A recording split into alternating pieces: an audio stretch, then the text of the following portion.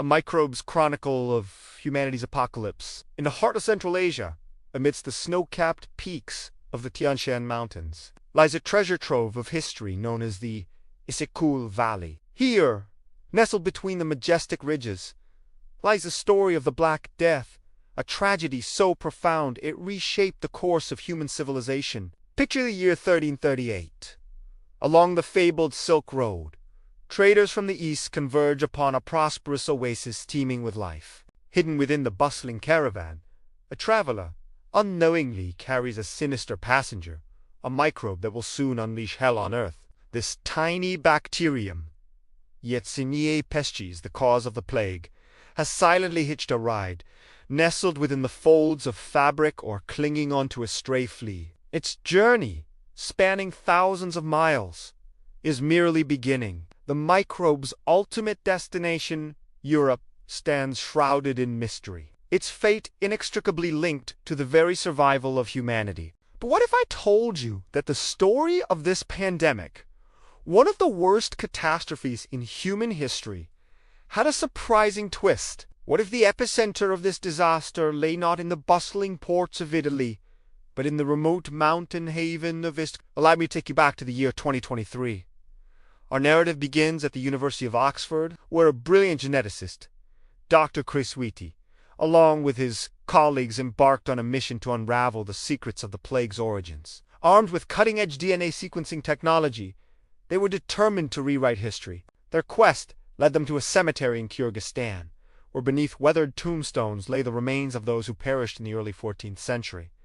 Was this the cradle of the apocalypse? Could these silent graves hold the key to understanding the plague's genesis? The answers, they hoped, lay dormant within the very fabric of these ancient bones. The plague's arrival in Europe in 1347 sent shockwaves that echoed for centuries. Coastal cities like Genoa and Marseille became battlegrounds between man and microbe. The death toll rose dramatically, claiming millions of lives. Amidst this carnage, the whispers of an even greater catastrophe surfaced. Legends spoke of a terrible plague ravaging Asia, but its connection to Europe remained a mystery. Thus began humanity's enduring quest to trace the plague's origins. For centuries, historians relied on fragmented accounts and grim tales, piecing together a narrative as bleak as the plague's aftermath. Some pointed fingers towards Asia, others towards the Middle East.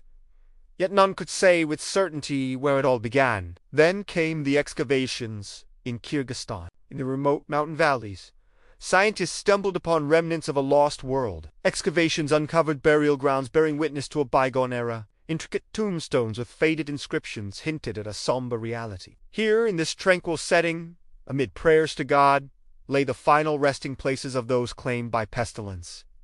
One tombstone bore a haunting message. The departed soul had succumbed to the wrath of the plague, raising the chilling possibility that the seeds of the global pandemic had been sown right here. Yet these early findings were overshadowed by a sense of foreboding. Could this seemingly idyllic valley be the birthplace of such devastation? Fear gripped the hearts of many, for if the plague's roots ran so deep here, then what horrors might it unleash elsewhere? The answer lay dormant in the soil of Isekul, waiting for science to awaken it. The 30 and 38 graves were lost to history for over half a century until the modern-day Sherlock Holmes of the microbial world arrived. Meet Dr. Johannes Krause, a German geneticist at the renowned Max Planck Institute for Evolutionary Anthropology. Dr. Krause specializes in extracting ancient DNA from the most unlikely of sources, breathing life into snippets of history that most scientists dismiss as too old to study. He's a true pioneer in the field of paleontology. His work has resurrected ancient viruses thought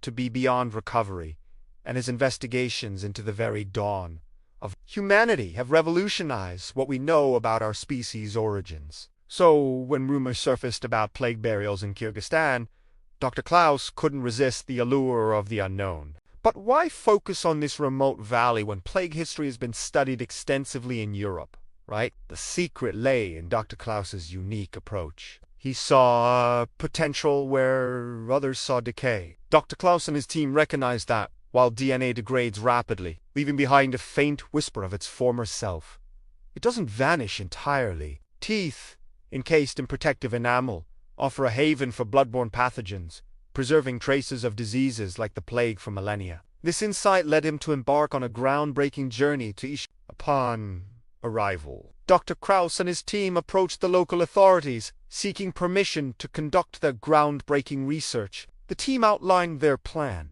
explaining the known invasive nature of their investigation. All they needed were tiny samples from a few teeth. However, what they requested was unprecedented, and the authorities were skeptical. Could DNA really be salvaged from remains buried for centuries? The team patiently made their case, emphasizing the scientific rigor and potential discoveries that could rewrite history. Slowly, the seeds of curiosity began to sprout, leading to an unexpected breakthrough. The officials granted permission, opening the door to a scientific marvel. The meticulous process began, carefully excavating the burial sites with the utmost respect for the deceased. Each tooth was treated like a precious artifact, its historical significance anchoring their purpose. Back in the laboratory, the true magic unfolded. Using advanced DNA sequencing technology, Dr. Klaus and his team embarked on a race against time. They were determined to decode the secrets held within these ancient remains.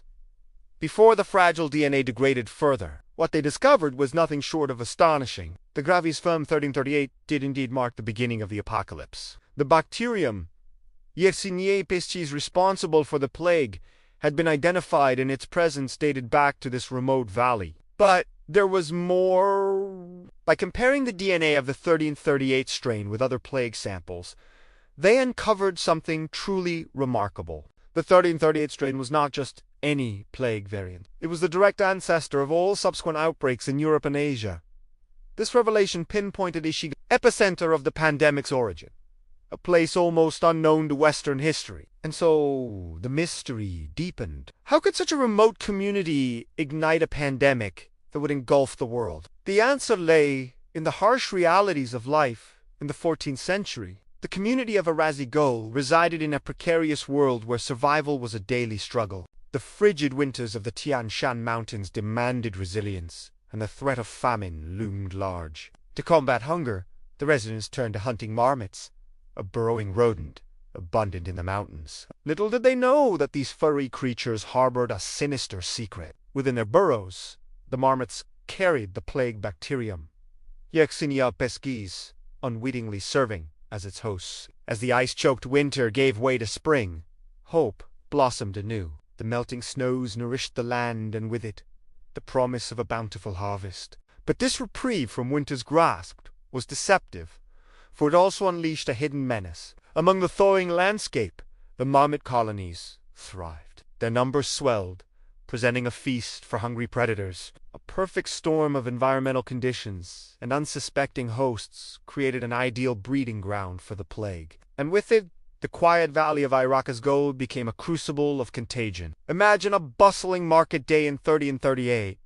Merchants gather from distant lands, their voices mingling with the bleating of sheep and the cries of vendors. In the thick of this vibrant scene, an unsuspecting victim unknowingly exposes himself to the plague. A cough, a sneeze, and with each droplet released, the invisible specter of death takes flight. Panic ensues, spreading as rapidly as the disease itself. Soon, entire families succumb to its relentless grip, their lifeless bodies piled high, their souls taken by the plague. But the horrors don't end at the grave. The relentless plague marches on, consuming everything in its path. Towns and cities fall victim to its wrath, their streets transformed into graveyards, their houses abandoned, their stories silenced. The tranquility of the Ancestral Valley is shattered, replaced by a haunting silence, a chilling testament to the plague's devastating legacy. Fast forward to present-day Oxford. In the hallowed halls of academia, the discovery sends shockwaves. Scientists grapple with the implications of this revelation, realizing that the Black Death pandemic, one of history's darkest chapters, traced its roots back to this remote mountain haven. But their